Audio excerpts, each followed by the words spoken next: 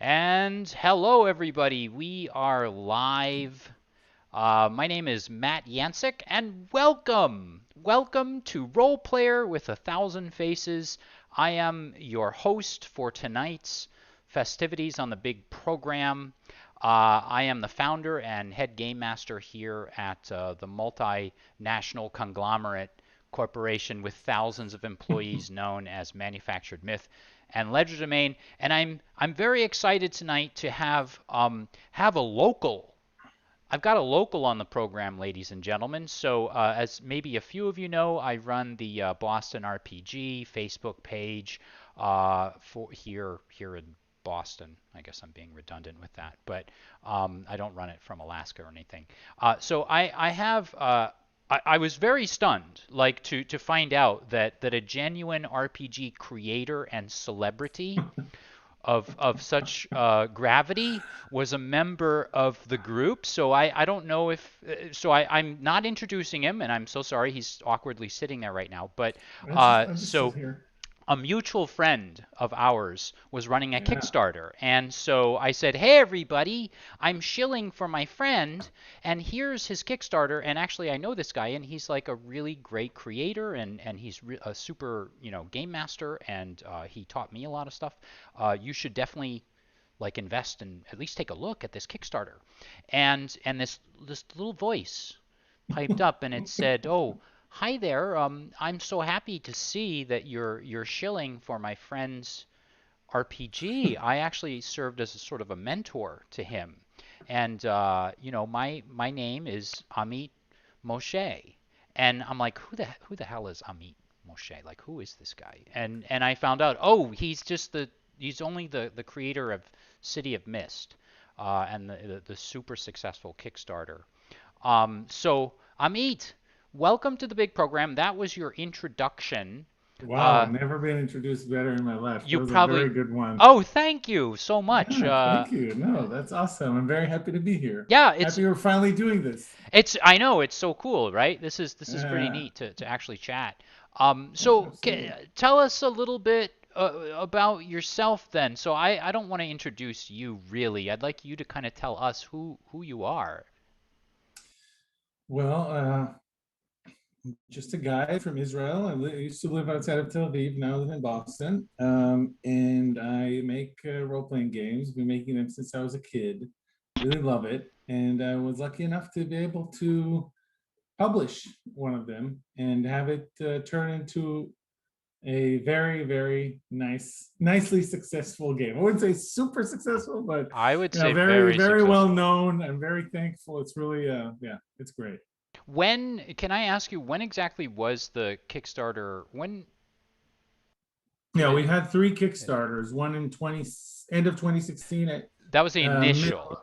yeah, then at the middle of 2018, and then another small one in 2019. And we've been kind of quiet in the Kickstarter arena since.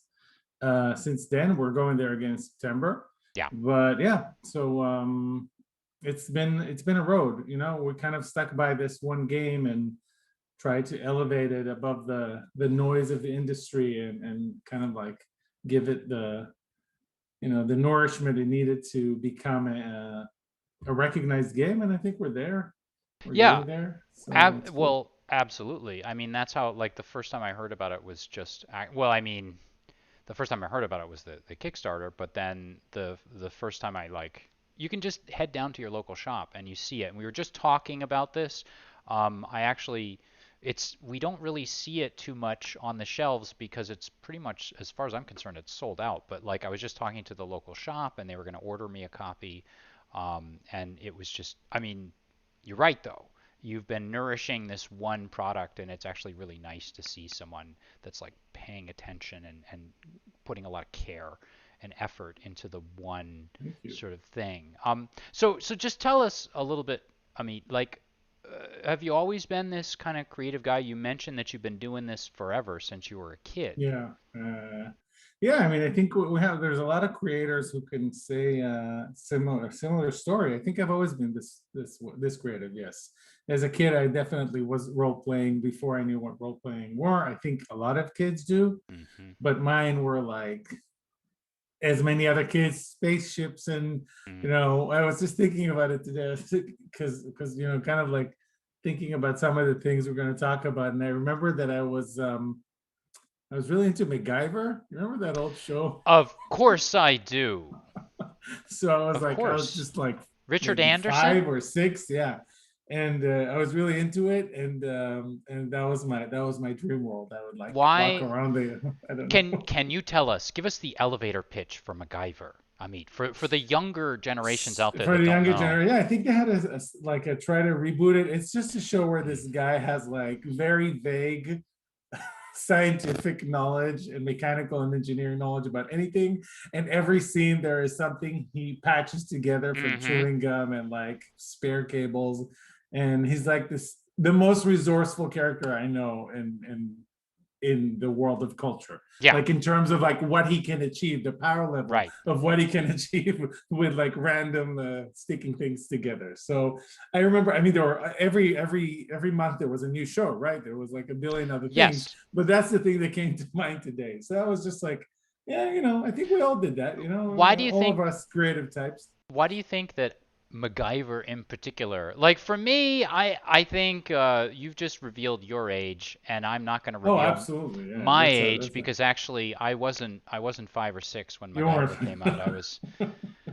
I was Well, don't retired. I forget. was just freshly retired at that age. But why Yeah. MacGyver? Why was he I so don't know. like? That's the thing that came to mind. There's a bunch of other things I thought about this week. Like, remember Thundercats? Thundercats was Yes, awesome. Thundercats, come Thundercats. on. Ho! so, Yes. so that's like a whole like feline science fantasy, whatever. Anyway, yeah, there's so much. I mean, MacGyver was cool because he was that resourceful. He was like a real world character, Yeah. but he could do a lot. So I thought I just really liked it as a kid. And I was more, I was kind of like really into science when I was a kid.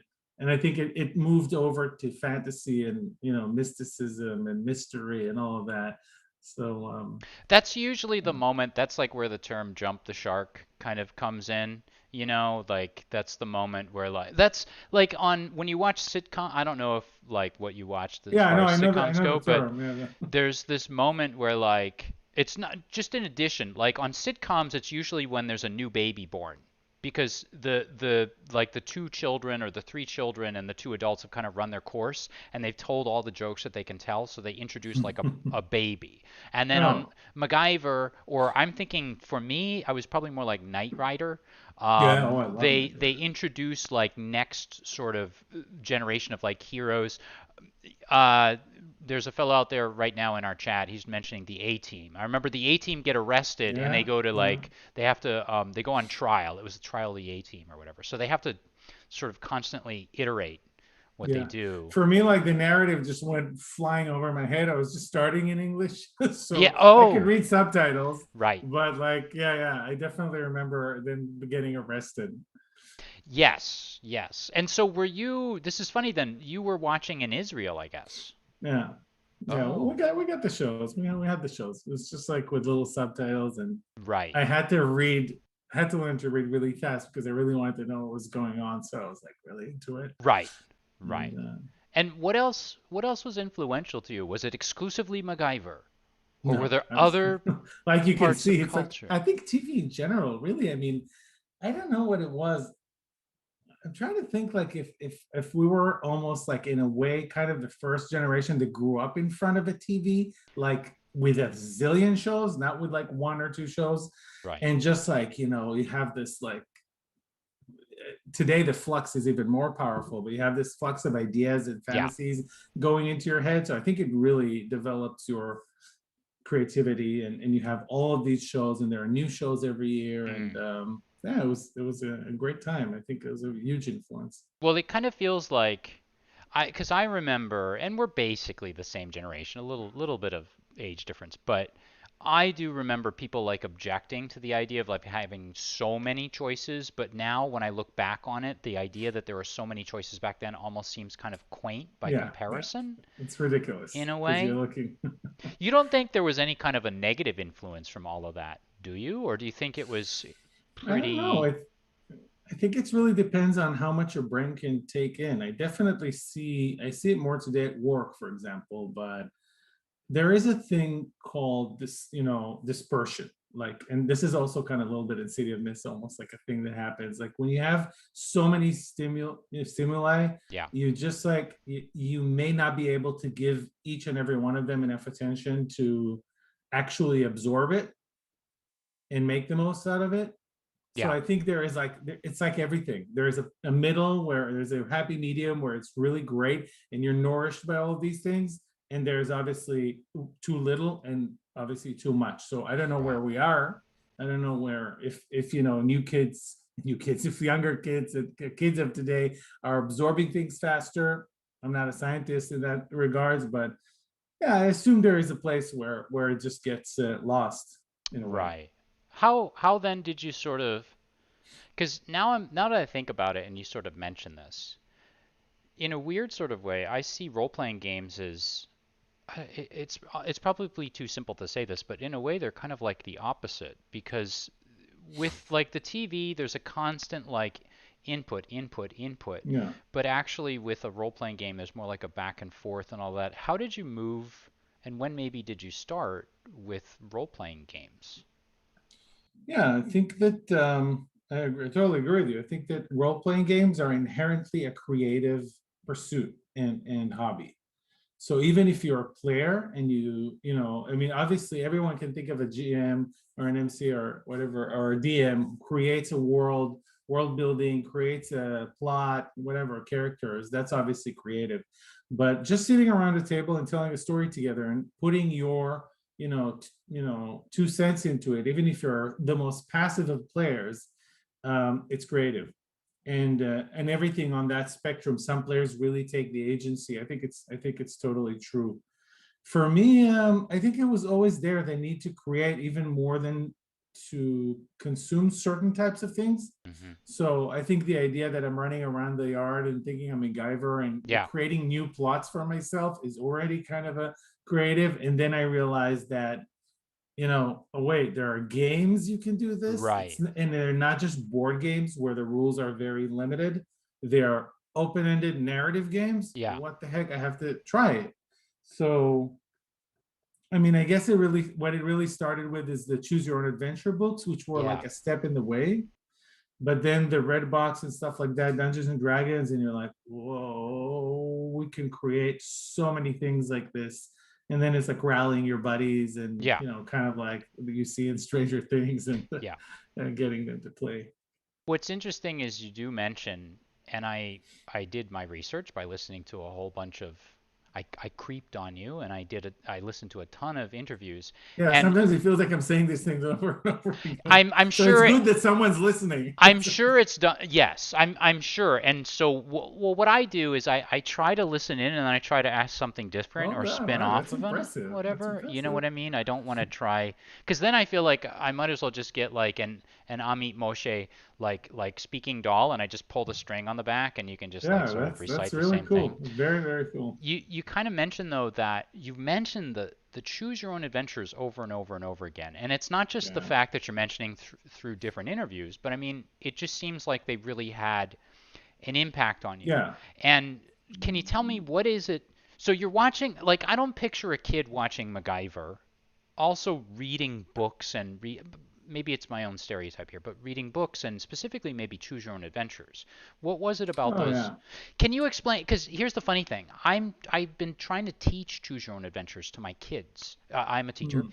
and a lot of like they're not so popular today. What the heck is a choose your own adventure, and Well, I why did think it? a part of what you said about the negative side of things is when you're very used to becoming a passive viewer and receiving, receiving, receiving, receiving, and then comes a medium like Choose Your Own Adventure or role-playing games, by the way, tabletop, that it requires from you a lot of imagination, actively visualizing something and Yeah, reading, which come on, reading isn't fun anymore. It's not sexy anymore. No one does that. yeah, We're cutting out left, right, and center on our books in terms of text, and as much as we can, of course, while still staying books. And we have video tutorials for everything because some of our audience just doesn't want to read. Yeah. So yeah, these books. I don't know if you want to try to teach it to. I think there needs to be a new version of Choose Your Own Adventure. Today we have a little thing that maybe we didn't have um, the same power level in the '80s, which is called computers, Mm-hmm. and we have them in their little, tiny handheld device. So these things can be managed in another way. But at the time, it was like a window to. I mean, now I'm looking at it as like it was also my window to understanding that there is a world out there that is like me, Yeah. people who are like me, who are interested in the same things as me, who want to dream dreams, and they create and I receive it. And I don't think I realized it at the time, like the intricacies of publishing as much Yeah. as I do now when I was like 8 or whatever, or 7. But I definitely realized, wow, there is like, there's content that I can play with here. and Right. and every time, when I was 8 I had these books. When I was 10 I got the red box. When I was 13 I got Champions. Mm-hmm. Got my grubby hands on a copy of like the Mm-hmm. superhero game, which is like a volume this thick. Yes, I know. Yeah. And I had to read the whole thing. And so every time it was like, whoa, whoa, whoa. It's like like another world is, the world grows bigger and you Yeah. understand there's more out there. And I think it's amazing. it sounds like you're kind of evolving as a storyteller. You're evolving, like your brain is evolving as far as, because if you're starting with choose your own adventures are branching narratives Yeah. essentially. And Yes. so the idea of a choose your own adventure, for those of you maybe at home that have never heard of these, they're books that that are written in the second person, so you are the main character, and they will often give you an option. Like at the end of a chapter, it will say something like, "Would you like to steal the gold and try to run away with it, or do you want to leave the gold and move on to the next room to explore?" And if you choose one, you go to like page 55 and it tells you what your consequences are. It And then sounds if you choose ridiculous the now. other, it was great. I remember I love these things, and I'm a big believer in them because I think that they're an important step in helping like adults, helping children sort of move from, making simple choices to more complex and nuanced choices. I agree. And I the other agree. thing is, as game mastering goes and playing goes, it helps you start to practice balancing scenarios in your mind without any sort of concrete, without a concrete life surrounding you. Yeah. Yeah. Um, Yeah. Yeah. were you I trying? totally agree. I think it was a cultural evolution. It was, if you take a person growing up in each one of those periods, you will see the cultural evolution, the evolution of culture over that time. So and then that slice, and every other person, coming up to today.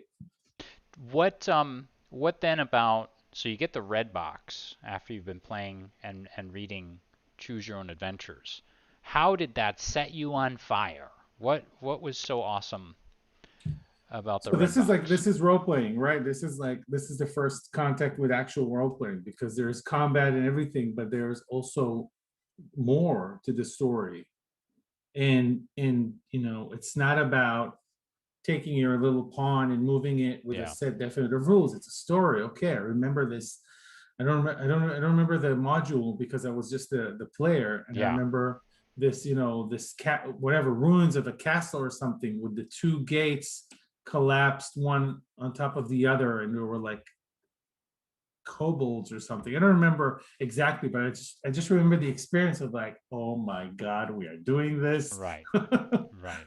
And and if you're kind of like a little nerdy and geeky, there's also all of the um all of those little mechanics as well that you like. It's like, oh, I have a strength of this and a dexterity of that, and then my weapon deals that kind of damage. It's a first exposure to the idea that you can create a game around a story. Yeah. It's amazing. Were you into, because I was a sort of kid that I'm still kind of not very good with numbers. And so it wasn't that I was turned off by the numbers, but I had a hard time kind of figuring them out. Did you kind of get the I idea just of, got worse. oh, really?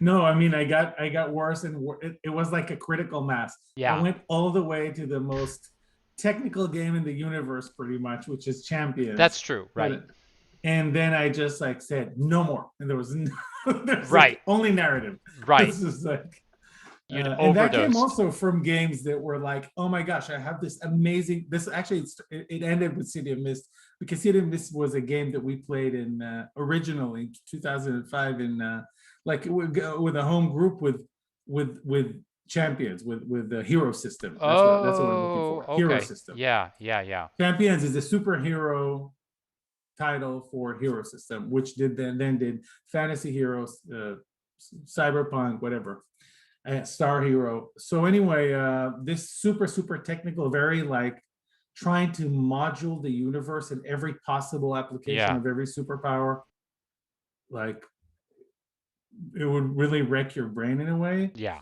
Um, we were playing a CDMS game, and we had these crazy narratives, but every time that fight started, it was like, I don't want to watch this fight.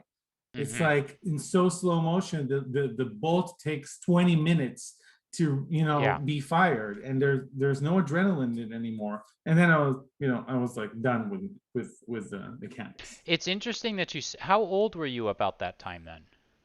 At that point, I'd say I was already 25, something like that. Okay.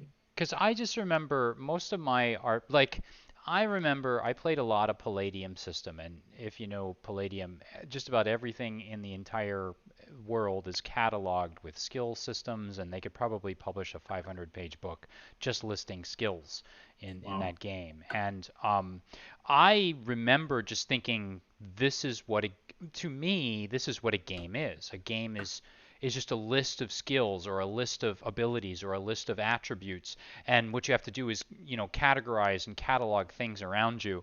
And I never at that point occurred to me that maybe I'm done with this.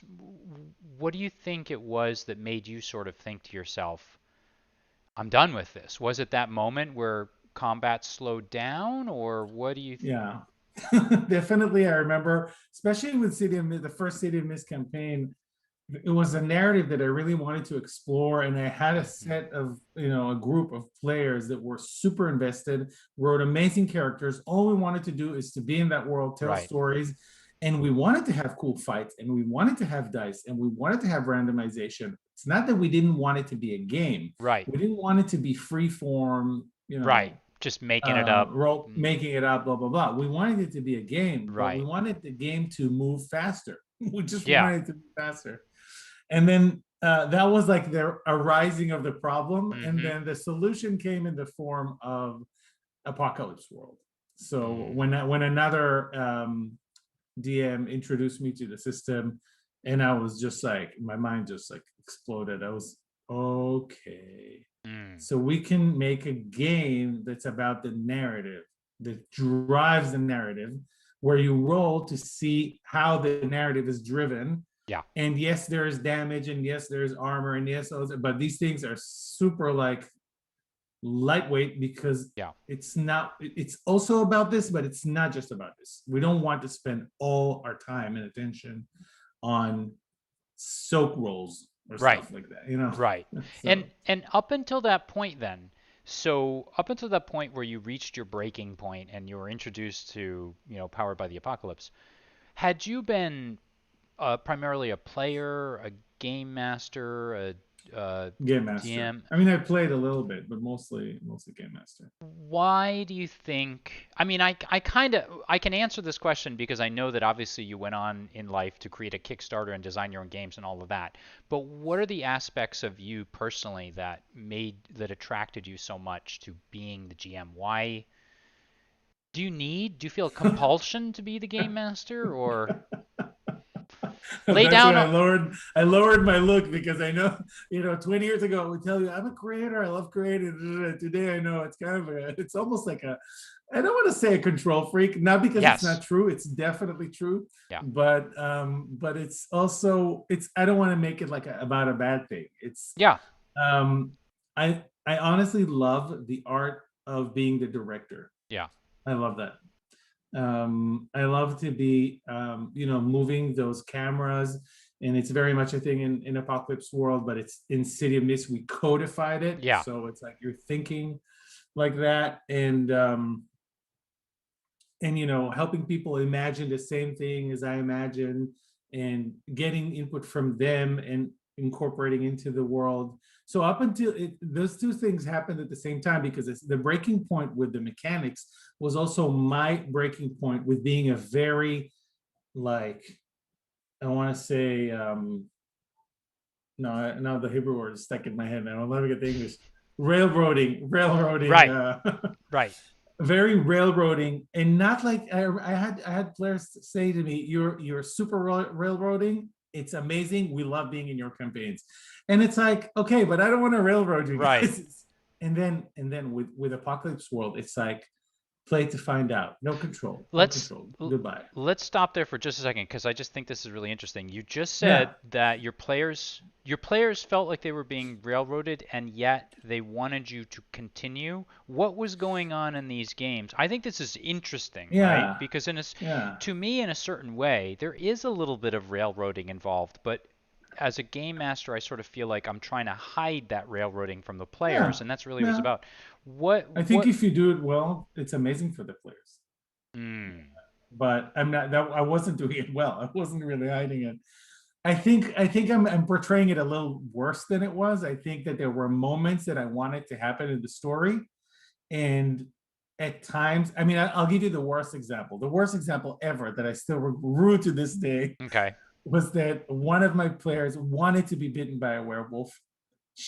They had a fight with a werewolf. She allowed herself to Right. get bitten by a werewolf, and I didn't take it. In the next episode, I was like, "Oh, this was all a dream." That's like sinful. Right. Sinful. I will never do that again. Right. So she was. But I didn't know how to do it. We were like 18, 20, and I didn't know what to do with this and with the story.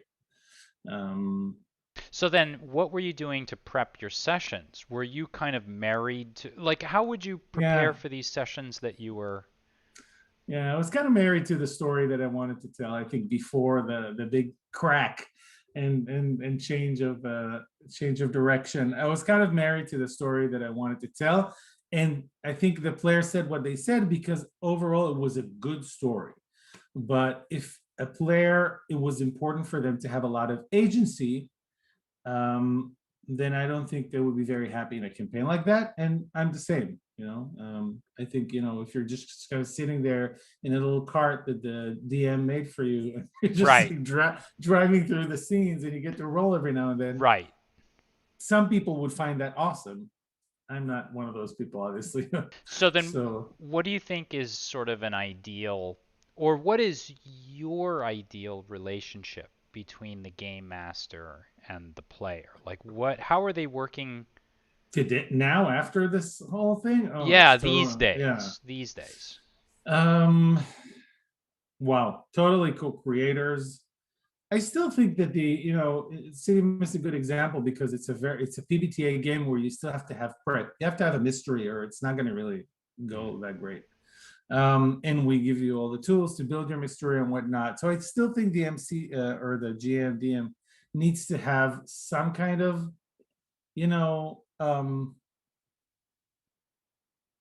I want to say they give a lot more of the materials. They introduce a lot of more of the story elements into the story, but I think that where it goes, the more open it is, the more amazing it becomes. Mm-hmm. So I'll give you an example. In the last session that I played, we have a excuse me, we have a fantasy campaign, epic fantasy campaign, where there was this big evil sorceress king that did a lot of bad things, yada yada yada. And one of the characters don't remember their past. And at some point, when they started revealing about this old kingdom, this character, the player of this character, came up to me and said to me, "Wow, I really feel like it makes sense that my character is from the old kingdom somehow in a magical way." Mm-hmm. And I said to him, "That's great. Do you want to say what your character is or was in the old kingdom, or do you want me to surprise you with it?" Right. And he thought about it and he said, "I want you to surprise me with it." Okay. So I said, "Great. This is how I run games now." I said, in my heart, I said, he is that sorcerer's king. He's like the super villain, the Sauron of Yeah. the campaign. He's Yeah. going to be that, because I like, to play with him a little more extreme and see how you can, we always have like, no, this guy's totally an NPC. No. And in the last session that I played, instead of like maybe this is going to revealed over 10 sessions, um, he just decided, his friends decided to convince him to drink a memory potion or a memory restoration potion. Boom, one session, the whole of the plot changed, total direction. Mm, Now they all know he's the Sorcerer King. right. And where are we gonna take it from here? I don't know. But in the old days, I would totally block that. You know, What's the difference between the old Amit and the new Amit? Like, why would you have blocked it? And let me ask you this too. Can you think of a good reason to support the old Amit and say, you know what? It's okay if I block it. yeah, no, I mean, if you don't know where to take it, if you know, it's totally, it's a level of, I think it's also a level of experience and skill. If you don't feel like you can handle this kind of story Yeah. and you want everyone to have a good time, I think it makes sense. You can also come out and say, you guys, I don't know.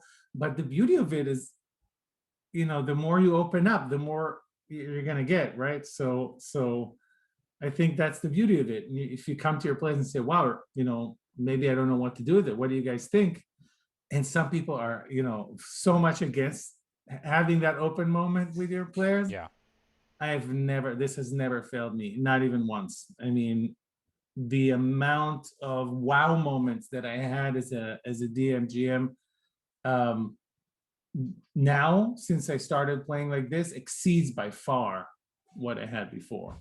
So for me, it was about, you were saying married to the narrative, saying goodbye to that. It's like I don't control the narrative. The narrative can go in every session in a million directions. And I you do have to have a certain level of confidence in your ability to Yeah. take it from there. Yeah. I think that's kind of the key to it. That can be nerve-wracking. Like I think that that's a tough thing for a lot of people to sort of get over. Like, because I think part of what makes a good GM or DM or leader or whatever is having a lack of confidence in a way. Because when you have a lack of confidence, you are really always thinking about and monitoring yourself. But like Yeah, having enough confidence to sort of allow that player to run with an idea and maybe to have that player sort of build that corner of the world or that corner of the story maybe for yeah. themselves.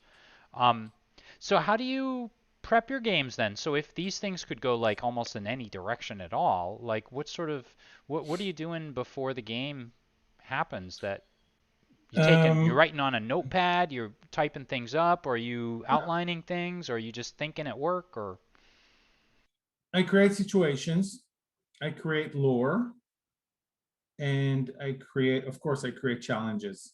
So these are the things that I usually will create for a session, and it will be in a very specific. So they can reveal something from the lore or something like that. They can always reveal it if it's powerful enough. And also, there's a question of player agency. If they have made a clear action to say, "I want to reveal this now," yeah. and that action succeeds, then great. Then I give it to them, because if I don't, then they don't have control over the narrative. Mm, And players, this player is still talking about it on Facebook. Every now and then I see like a comment about it because it was a powerful moment for all of us. right. um so I need to create lore, because if I don't have lore, then I have nothing to reveal. There is no reveal. I create locations, of course, all of these things.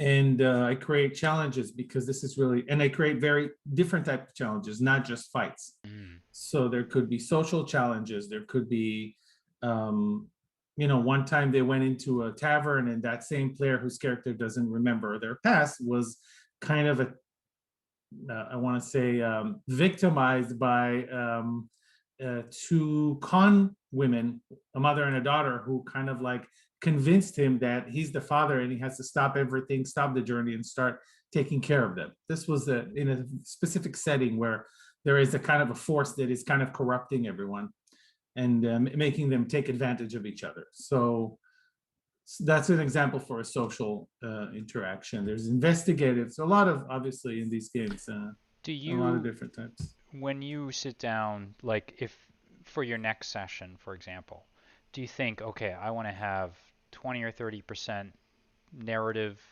advancement, I want to have 30% fights, and I want Hmm. 30% further mysteries or something? Like, or do you just sort of think, okay, maybe here's how would you do you structure your games, I guess is what I'm asking. No, no. What I do now, and this does require, I think, certain level of skill and experience. I think what I do now is that I actually let the game roll and then I navigate it. Like I do make those conscious choices like a director, Yeah. but more of a director of a live event than a scripted movie. So it's like, okay, guys, okay, we saw like we had an hour of like deep emotional conversation between the PCs. Okay, someone's gonna just attack your camp because this is getting a little gooey, and I Right. love these moments. But Right. there's like a time on the screen where everybody wants to have it, and then there's a change of a change of pace and a change Yes. of energy. Yes. Or if we saw you like, I don't know, like waddling through the swamps Yeah. for half an hour and we talked about journey things and how much rations you have, Right. then we'll change it and have a social interaction to pick up the pace a little bit. How are you then, and this is something that kind of interests me as a teacher, because when I'm in a classroom environment, I sit there and of course, just by virtue of the fact that one, I'm usually just the only person standing up, and two, I'm standing up in front of students at desks, and three, I have like a marker and a whiteboard. I am in charge and I manage the room, but this is all based on like the raise your hand system or, the maybe sort of delegating work system or balancing conversation system. Yeah. Do you happen to have some sort of a style or an approach for managing your table at all? Or is that again kind of like you let the things flow?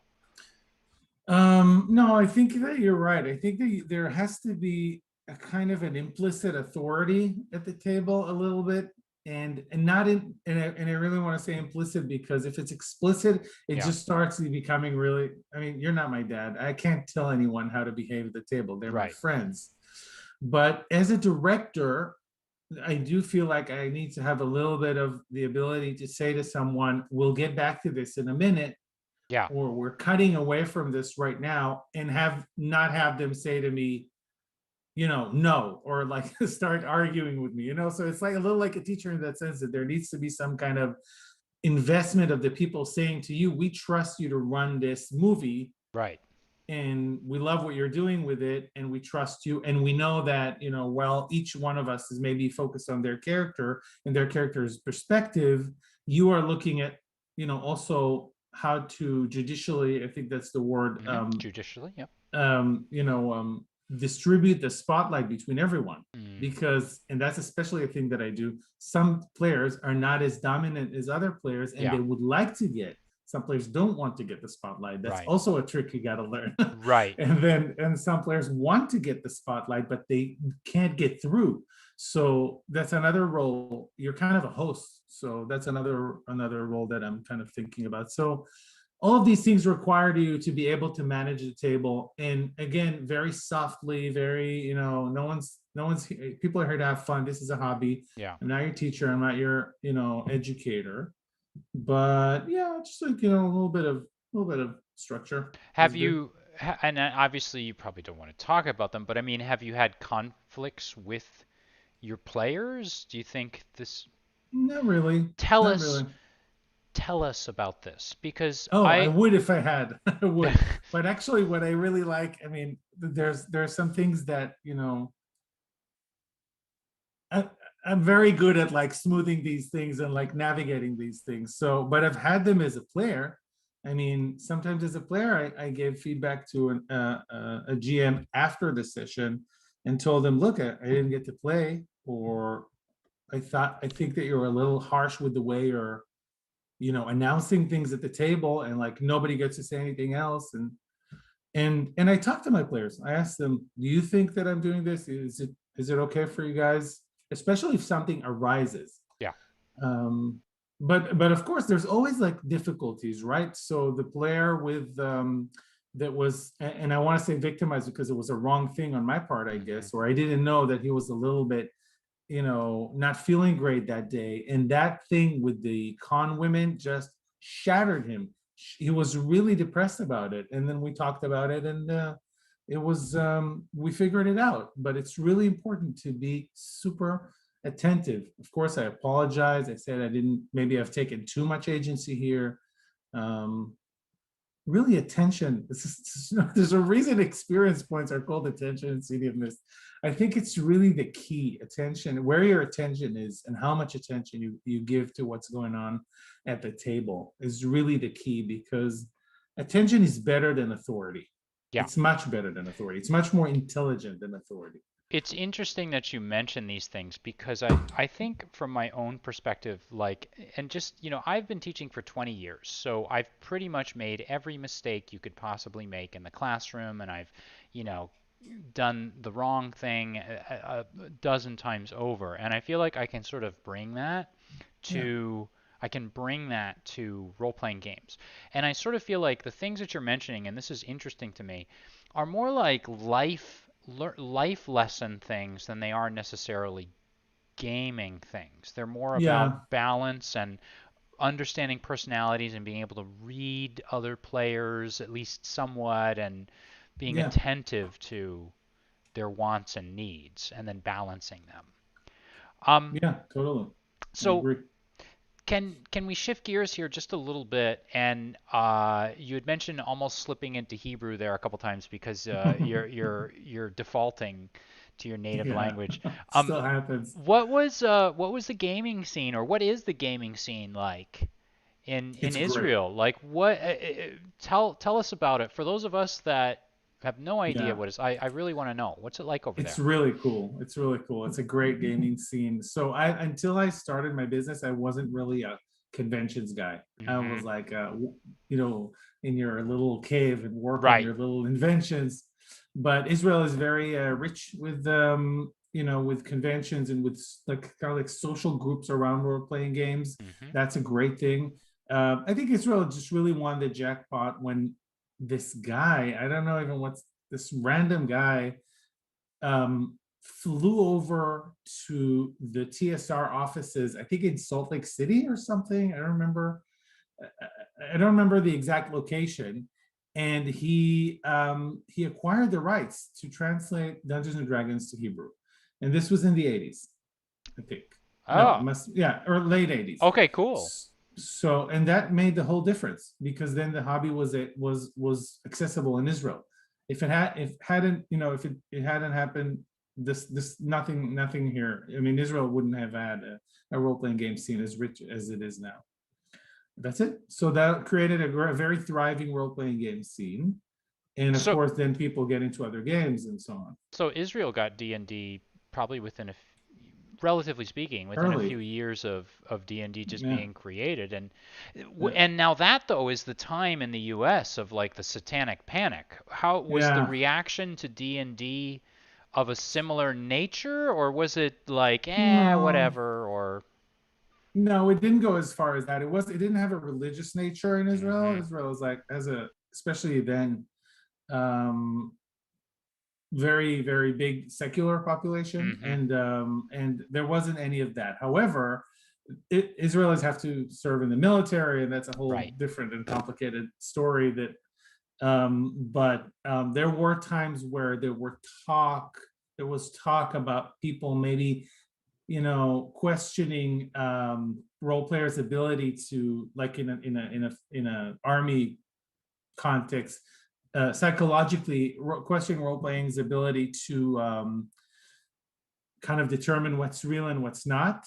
mm, But I think that was also refuted over time, and they realized that that wasn't the case. It was specific individuals with actual problems that were, right. kind of, when you kind of bleed a little too much into the game. So um so then is it as pretty much robust like as it is sort of I mean, if we are using, the U.S. as like maybe just like your yeah. mark, like if we went, can we just hop into a game store and we're gonna find a selection Oh of yeah. games not unlike what Oh we find yeah. here? Oh, that's awesome. Yeah, everything, and almost every Kickstarter. I mean, there aren't that many stores because it's a way smaller population. Right. It's like, you know, Tel Aviv is a little smaller than Boston, and Mm-hmm. the metropolitan area is smaller in terms of population. So you'll have maybe, Boston only has really maybe one or two or three stores that are well known, or not even well known. There's one store that I know is well known. But anyway, my point is that there aren't that many stores, Yeah. but there is a very thriving community around it. Are there any games over there that we don't have here that we really need to have? People develop games. That's a really good question. Like, is Yeah, there people something do cool that develop you games. wish they'd translate in so that we could? Unfortunately, I'm not that connected to what is. I mean, I see what is being, Hmm? kind of like I'm in the Facebook group, stuff like that, but I don't recall any, anything that kind of wasn't a translation. However, people did there is one creator, um, I think it's called Games Van or Games to Amaze. They take Powered by the Apocalypse games, translate them to Hebrew, and then create a universe of their own to add to it. Oh.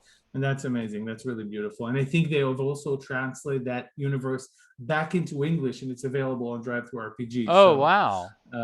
yeah, so there's a lot going on there. and That's and right now there is a kind of a gaming philosophy that they're really into gaming theory, mm, role-playing games theory, and they're trying to craft a lot of these ideas into articles, and they've been publishing them. I want to say they is like a group of people yeah. within that community with some very interesting ideas about what they call the Israeli style of role-playing games. Would we need to like if I wanted to join a group and sort of like get an eye into what's going on, would I have to speak Yeah. Hebrew or is there a place for Um, English if you want to speakers? join that core group, yeah, but if they are publishing their kind of like ideas in English, so Mm. you can find some of their concepts and articles around the web. Yeah. Is there something? Do you think there's something unique? Is there something uniquely kind of from that culture that you think maybe is brought to design, or maybe that is brought to your philosophy of design or your gaming style or anything like that? Do you see any?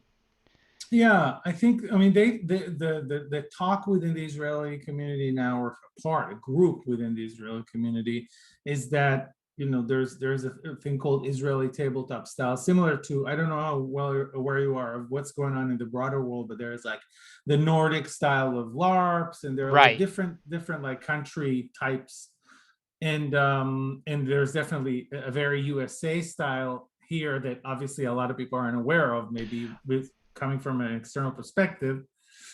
Let's put a Yeah, I don't pin want in to talk that. about I was that. like, let's put a pin in that because this is what I love. Like, whenever I go to, like, here's the weird thing. Like, I grew up in the United States, and like a lot of people in the US, like, I never had this, I feel embarrassed to say it, but for many years I never felt the need to like go overseas. I No, never even why felt the would you? desire. Yeah, And then at a there's so much certain here. yeah, I guess so. It seems like that at first glance, right? If you're growing up here and you're dumb like me, and then eventually you go overseas and you're like, "Holy cow, there's so much out here." And then you start to realize like the different perspectives on things.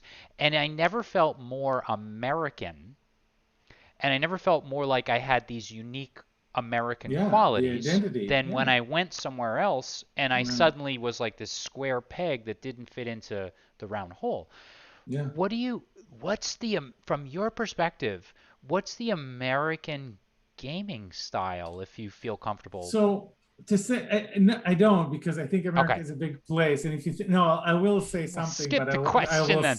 I will start with no. I'll start with the caveat. So America is a big place, right? I Yeah, mean, it's like if you compare it to, even compare it to Europe. Europe is, you know, so many different countries with their own unique styles. And right. when you are traveling between state and state, you have Yeah. to remember this is a federation. There are 50 states. It's a very big place, very different cultures, very different styles.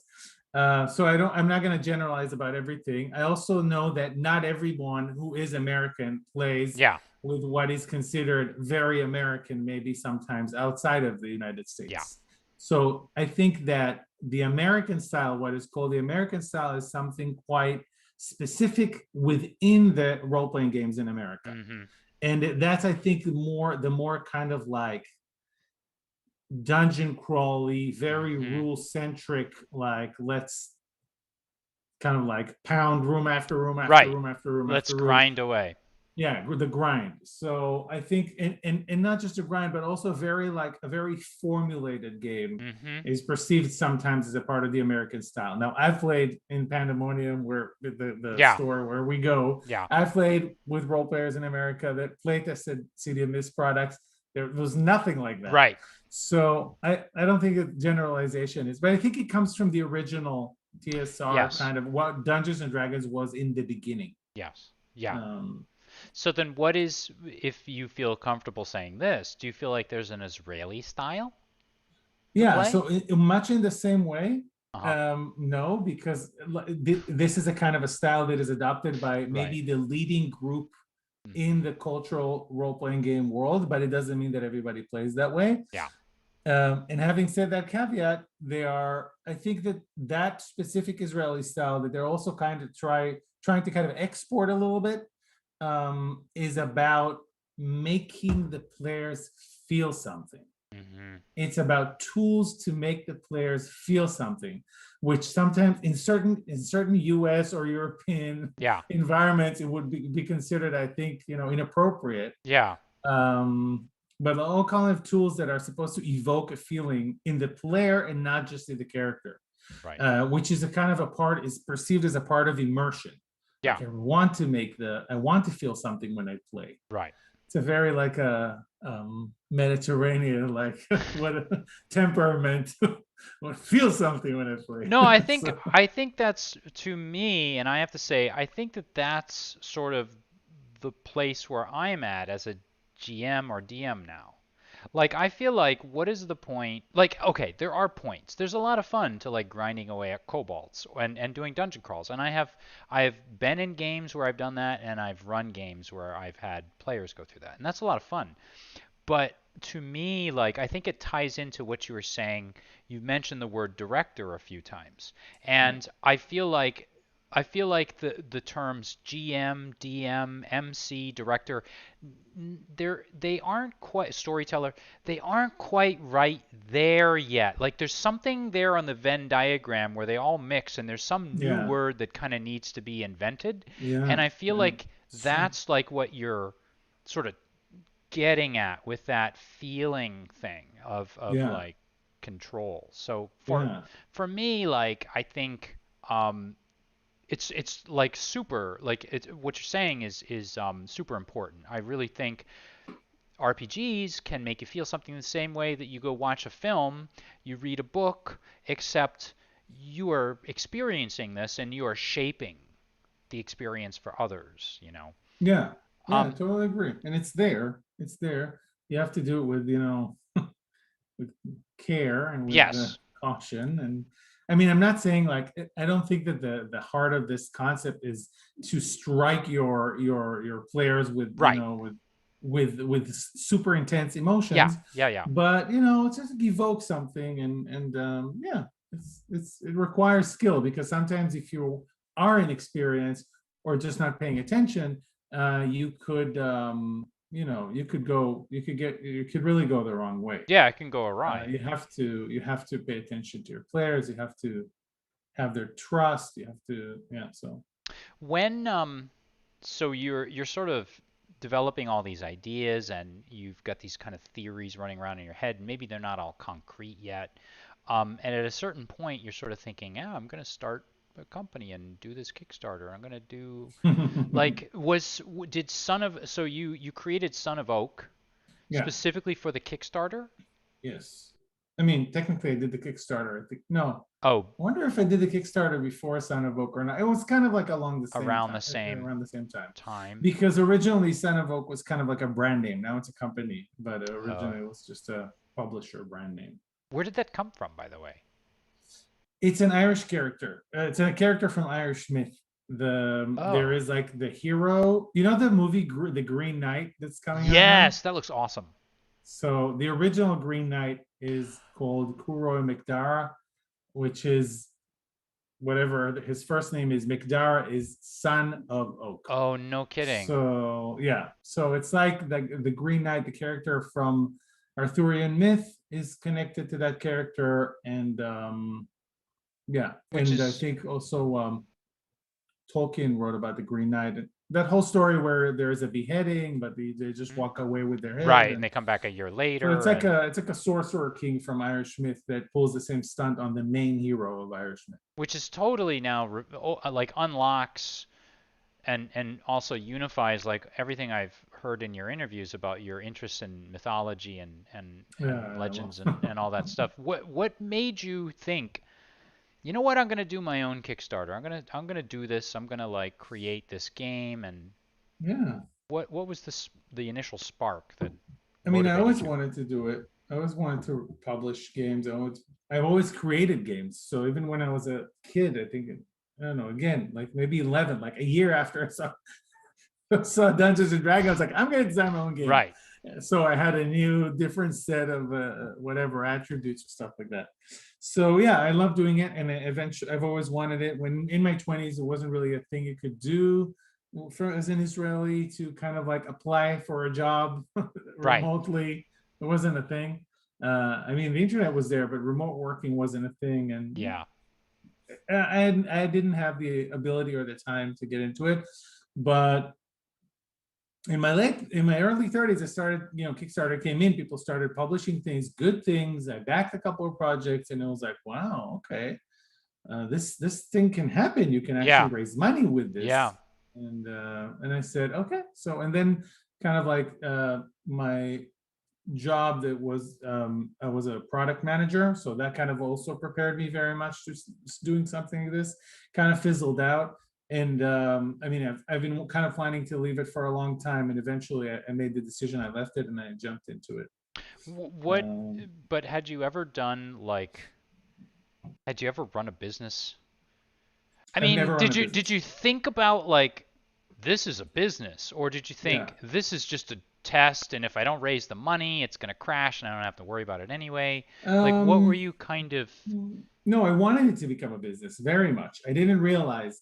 So there are a lot of things. I mean, first of all, in a way, I like in the basics of it, I did run a business because that other job at some point I became a freelancer for a few years. So I knew like about the basics. I had no idea what I'm getting into. Yeah. I was totally, I was gonna raise the money.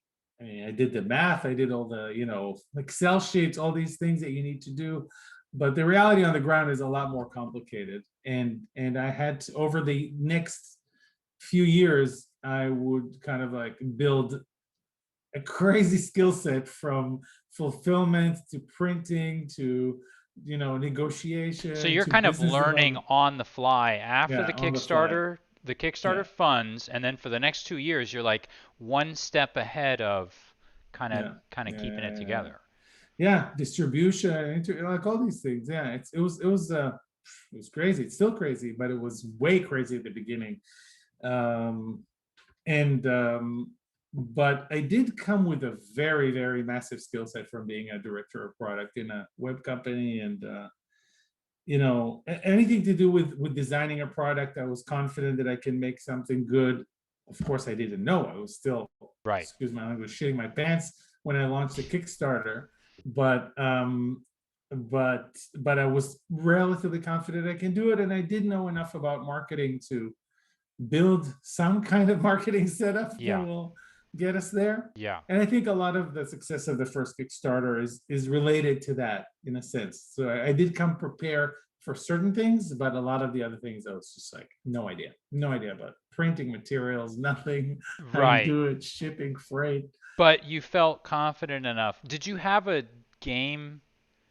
Because you had mentioned that City of Mist, you were playing it before, but you're using Hero System. So I kind of assume here you kind of had the setting laid out, but did you actually have Yeah. anything written up and ready to go, or? I mean, no, I didn't. Next question. Next question then. I just started when I left my job. I wrote the alpha, and the alpha had like a little bit of information, and then I wrote the beta, or which was the kind of thing that we published for free before the Kickstarter. Yeah. And then yeah, it's like layer by layer we thickened it. I mean, and a lot of the things from that original setting changed by the time they saw light. They were published. So a lot of it has changed. So it's not like I could just copy stuff from my old, Right.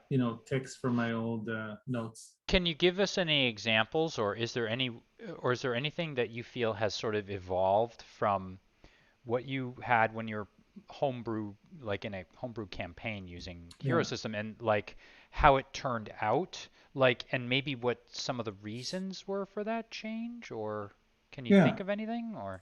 Oh yeah, there's the classic example is that in the original campaign, only one character had a legend instead of a soul, or not instead, but in their soul. Oh, It was only one yeah, character. that's a major difference. Yeah, and all the other characters were just, or the original campaign was a classic superhero campaign Mm-hmm. with the specific focus that it had. All the heroes had a mystical power origin to their powers. Yeah. So Wanda Maximoff, Scarlet Yeah. Witch, Doctor Strange. It was focused on the mystical side of things, which Marvel does all the time. DC, I'm sure, has done it. I'm not that familiar. Um, and we were just having fun with the idea of just like a very mystical campaign, superhero campaign. Mm. And one of the characters, their mystical origin was that their soul was the legend of the salamander, and they could emit their powers of the salamander. And they don't know why. We never got into it. I think it was an NPC, so we really never got into it. And when I decided to launch City of Mist, it was supposed to be a superhero game. It was meant to be a superhero game, but then I realized it's not going to cut it. There's a Yeah. zillion superhero games. I need to have something different. And then that's when I started playing with it around, and it was almost a marketing Right. decision. If you Well, wanted to ask the reasons, it was almost a marketing but decision. that's really interesting to me. So here's the funny thing. Like I had so I send my guests like lists of questions and things like that. And one of the things I'd noticed in all of your descriptions of the game, and I never I can't recall you ever really describing it as a superhero game, which is how a lot of people kind of shorthandedly had described it to Yeah, me or whatever. And when you look through it, you can kind of, at first glance, you may sort of think powers, abilities, superheroes. But if you even look a couple molecules deeper into it, you can kind of see that it moved in that direction towards legends and myths and fantastical kind of yeah, like like urban fantasy. Modern. The actual correct term, I think, is modern fantasy, because urban fantasy is more like vampires and stuff like that. That's not what we're doing. so what's Yeah. interesting to me is that your marketing idea is what actually became to me, I guess, the heart of the game. Oh, absolutely. It's absolutely the heart of the It's game kind of now. like it's a sort of mutual sort of relationship between the Yeah. two. And it was kind of a meant to be, because I've always been into legends and myths, and it allowed me and the team to kind of explore a million legends and myths, because now every character really has a legend or a myth inside them. So it all kind of came together in that moment. There was also a lot of passion about it. It wasn't just like a marketing idea, but there was an understanding that, I'm not, if I make another superhero, what's going to be unique here? What am I bringing to the table? There are great superhero games out there. Um, so there needed to be like also an interesting setting, and that's when it all started kind of like forming around that. And you can still see remnants of when was supposed to be a superhero game, because Hmm. core the original 7 characters that we created, some of them don't really have a mythos, a Hmm. legend inside them, which is, it's called mythos in the game. um, some of them are just like, one of them is just like a speedster. And then later we said, okay, so maybe she has the legend of Mercury, like the Yeah. messenger god, and but she's just really a really cool hacker speedster. So How did you, so then if you're making these decisions about how to change it and some other marketing decisions that become the heart of the game and other things are just small tweaks and or big tweaks or big changes, yeah. what's your you start work on it? Do you just wake up every morning, sit down at the typewriter and just start typing, or do you have a particular Hmm. approach to creating and Yeah. Not at the beginning. Not at the beginning. I think these days there is a little more structure, but I have to say that this is definitely something I can be better at and get better at. Um, I just kind of have, here's everything that I need to do. Let's start working on it. Yeah.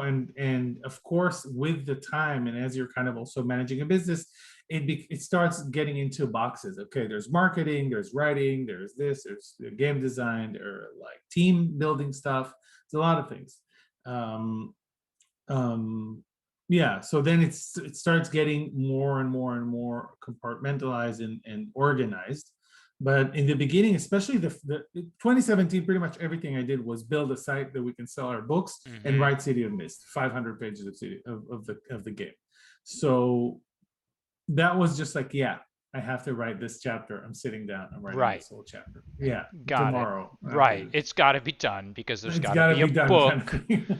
I can't just deliver nothing. So Exactly. um And yeah, it could be done with a lot of passion, but there wasn't like a very much like a routine, like in the sense of like every morning I, hit my typewriter. Now I do, because now I have a Right. business to run. Right. So every morning I get up the same hour, I sit at the computer same time, I do a work day, and then I'm done. Back then it wasn't that organized. Is the workday just typing? Are you writing stuff, or are you doing like, do you have like an hour where you write and then an hour where you answer emails about the logistics and then an hour where you do like you balance the books or something? Or Yeah, usually I will take almost like either the day or a good chunk of the day for writing, because I personally need space for writing. Yeah. I can't think that I have like a chore or a task or something to do Yeah. within the next 2 hours or 3 hours, because I'm just not going to get creative. So I just need to know that this day is for writing, and then it can happen. And there's a huge learning curve in general with writing. I think it's just, when you finally accept it, it's not always going to come out at the rate you want it to come out. It's not always going to come out as well. It's not going to come out amazing in first draft. Some days you're just going to sit there and you're going to write utter crap, and it's just not going to be good, or nothing will come out, and you're just going to crash on your bed and stare at the ceiling for 3 hours, Right. hating yourself. And Right. then so, and then when you kind of get older with it and you become more well-rounded, I think, and you kind of understand, okay, this isn't just me. It's not about me. It's not about how much pressure I apply. Yeah. It's like a flow, Right. One day you'll open the tap, no water. Another day you'll open it, it'll be great. But the flow is also related to how stressed I am around it. The more I'm stressed, the more constricted I become, the less things are going to come out. It's a lot of experiences, and you learn out of it. What about so the framework for it is powered by the apocalypse. And so had that from the beginning, that was always your plan? Was there any moment where you're thinking, oh, I might use Hero System, or you're like, I'm done? Was it always No, PBTA, or? It was always PBTA, because the whole core idea of this product was to take PBTA and to merge it with the tag system. So PBTA has stats, right? You have, instead of, it's almost like just the modifier of the D&D stats. Yeah. Like you have -1, +2, the stuff like that, 0. Yeah. And you roll 2 dice and you add your stat and maybe a couple modifiers. And then there's a lot of different mechanics that each PBTA game creates for their universe. So PBTA is more like a principle or a framework. It's not really its own system. And but I wanted to take it even further out of that and use tags instead of stats. So because it was really important to me that one of the things that I always missed in superhero game or super powered game like City of Mist, you were saying it's not really a superhero game, but it's definitely a super powered game. Yeah. It's about supernatural powers. And one of the things that I was, and especially with Hero System, always kind of bothered me was how much it's limited to a certain structure. It's always limited. You always want to have a certain blast or a certain, you want to stop time. You want to have the powers of we did in one of our recent streams, the powers of Chekhov's gun. Yeah, You right. want to have a power set that you're like setting up in one scene and firing on the next scene. You Yes. can't, how are you going to do that? Of course, you can start like modeling everything, but why not make it a little more simple? So then the idea, and I saw it in another game by an amazing creator, John Harper, who created Blades in the Dark. And I believe he created Lady Blackbird. Right. And that's a tag-based game. And I played it and I was like, oh my gosh, let's build this with PBTA, and then I can do whatever I want and still be cinematic. I can have any power set I want and still be cinematic and still be like lightweight and story driven and all the things that I wanted out of a game. So it could be said that that's like the overall kind of like feeling you're going for with the game is something cinematic that maybe flows and moves very quickly and yet gives you, like you're saying before, it's still a game, but Yeah. you don't literally stop time as you're playing for like a 6 second interval where like each person goes for 6 seconds Yeah, and exactly. all of that. Yes. So I guess tell us about the setting. Tell us about like the era and like what is City of Mist? I know this is something you've done before. You've given the No, elevator I'm always happy to pitch, talk about it. but I'm interested, right? I'm interested. What does the creator of City of Mist describe City of Mist as? No, it's a good question because we've changed the kind of like the answer to this over time, again from a marketing perspective. But really, what it is, it's a modern fantasy game where you play ordinary people with the powers of legends, and what you actually play within that setting is very much up to you and your group. You can play a bunch of criminals with the powers of legends, like the fairy godfather with his wife, something that another creator made up, and I really liked it. You can play just like, the Scooby Gang kind of style of thing, like a bunch of friends in high school that get into trouble. You can play a team of professionals, of con artists, like a heist team. Anything you could really, it's a city, so any kind of modern thing that you can think of, you can play within the setting. And what's unique about the setting is this, first of all, these superpowers that people manifest based on legends and stories and things like that. And secondly, that there is a kind of a force. I wouldn't even say it's unique because that's kind of a common thing. There's a kind of a force that hides the legendary from the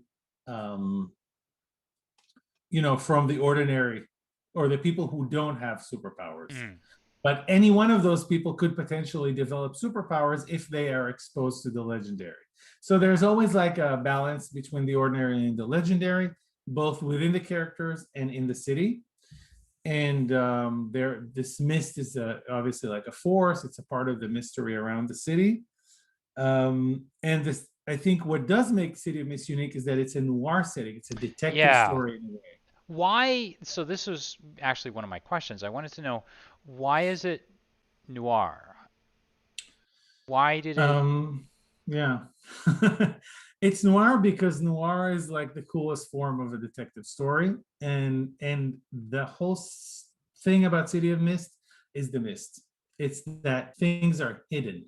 This isn't a Marvel Cinematic Universe where everybody has powers out in the open. It's a mystery. You find someone mauled by what looks like a bear, but you're not gonna say, oh, it's the big bad wolf. I know that guy. Right. It's just like, who is this? Who did this? What's going on? And then you can start hearing the jazz in the background, and black and white, or it doesn't have to be black and white. But so noir is very rich. You can play it as what we call true noir, like in the 30s or something like that, roaring or whatever it's called. Yeah, like the hard-boiled black and white Yeah. detective, like Sunset Boulevard or things Exactly. like that. Yeah. Or you can play it in neon noir, which is kind of like more of an 80s setting maybe, and there's and of course something a little more modern like these days, or a neon noir that is set in these days. So we give you tools to play in these. Well, I mean, it's kind of an option. You can create your own timeline, and people create beautiful, totally different kind of like shows within that universe. In different times in the development of the city, at different times, different styles, different crews, right? Like I said, professional Scooby Gang, things like that. And the noir element is kind of connecting everything, because there is a kind of a mood and a rhythm to the characters. Are always investigators, even if they're not detectives, even if they are Scooby Gang, Right. they are investigators. There's always a question, there's always a mystery about who is doing all this.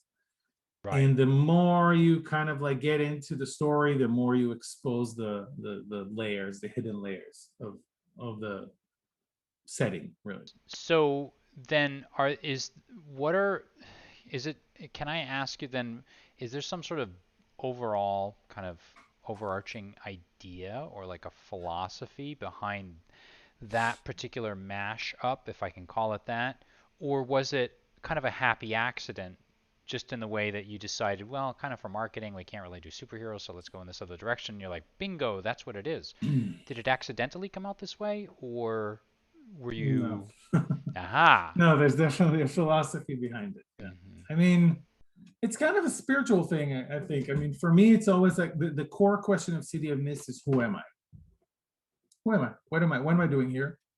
And I think the characters are always asking this, because whereas maybe in our lives we have this constant flow of thing that is distracting us from it, or not giving us the time to ask this question. In City of Mist, the mist is that force that is distracting people from the legendary in the same ways.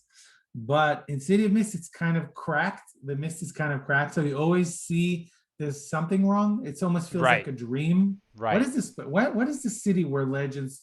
So it's only the city, right? You can't. There is nothing beyond the city in the campaign. Mm. Maybe there is a world out there, but you don't know, because something keeps everyone coming back to the city. And then there, so all these questions are kind of like, who am I? Why am I here? What is this thing inside me that is evolving? Am I this thing? Am I my everyday life? Am I my powers? And this is kind of like, I'm almost quoting now the Kickstarter video. Right. It's like, this is really the core question. So questions connected for me to a detective story, and the best way to do a detective story for me was kind of a noir. It's a touch. You don't have to make it super full on noir with all the bells and whistles. There's like a touch of like I was thinking about her when I first, Right. something when I was sitting at the bar. There's a narration to the game. Yeah, Like there's that yeah, kind of overriding narrative. Like yeah, there's like this self-awareness that you often see in these yeah, kind of games where you're exactly. This analyzing contemplative. Yeah, things yeah, yeah. around you. Is there like an Amit Moshe like look and feel, or like from whatever your next, well, we'll talk about your next games, and you can feel free to bring them up, but like, is there something, or is it your next game going to be something totally different, or like what would you say is the look and feel for your approach to design? And Yeah, I think, I mean, I would say that, I mean, if you talk about design, I definitely tend to lean towards the lighter side of things, and I want things to be more rapid and more focused on the storytelling and the excitement than, on a lot of it's. And it's always a game, right? Because you don't want it to stop being a game. yeah. I don't want it, and I don't want my designs to stop being a game. So I'm always trying to balance that.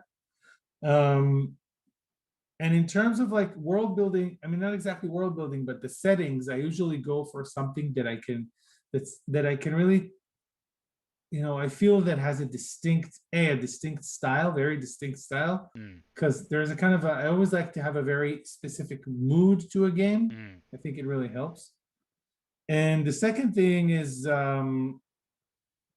almost like a kind of I don't know. I want to give something to the people who play the game yeah. on another level. Yeah. So for me, then who am I? It's a kind of it opens up, and people come back to you and say, I don't know how many tens of thousands of people have played the game so far, but people come back to you and they would say, I see you, I hear you. This is like, I totally get what you were trying to do there, and they'd be right, and they're or they would say, we really love how that you can change your themes, and Mm, the identity of your character is always in question, because one day you can be that, and another day it can be another thing, but also your power set changes when Yeah. your identity changes. Yeah.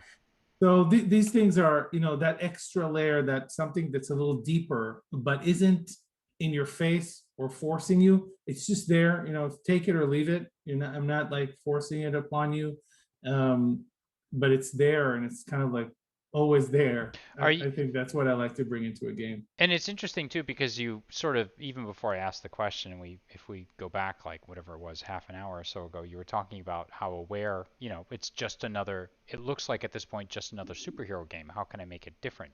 I mean, it sounds like you're kind of trying to put an imprint on it that is pretty much your own and make it something unique that stands Yeah, out yeah, yeah, from other things. yeah, Um, absolutely.